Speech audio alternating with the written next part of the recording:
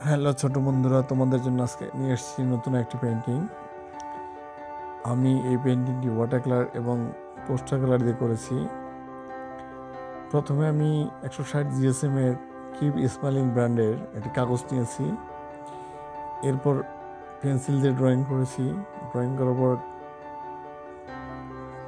Colour apply, আগে water apply করেছি, এরপর ওয়াটার কালার অ্যাপ্লাই করেছি। ওয়াটার কালার শুকানোর পরে আমি পোস্টার কালার দিয়ে ফল দুটো ড্রয়িং করেছি। প্রথমে রেড অ্যাপ্লাই করেছি, এরপরে ব্ল্যাক দিয়ে ডিটেল করেছি। এরপর ওয়াটার ড্রপগুলো করার জন্য হোয়াইট এবং ব্ল্যাক ইউজ করেছি স্টেপ বাই স্টেপ। অবশ্যই একটু একটু শুকানোর সময় নিতে হবে। ওয়াটার ড্রপগুলো আগে সাদা হোয়াইট অ্যাপ্লাই করতে হবে, এরপর চিকন ব্রাশ দিয়ে ডিটেল করতে হবে। হ্যাঁ, আমি সেমভাবে করেছি, তোমরা চেষ্টা করলে একইভাবে করে নিতে পারো। এবং পাতাগুলো প্রথমে লাইট গ্রিন, এরপর ডার্ক গ্রিন দিয়ে ডিটেল করেছি। এবং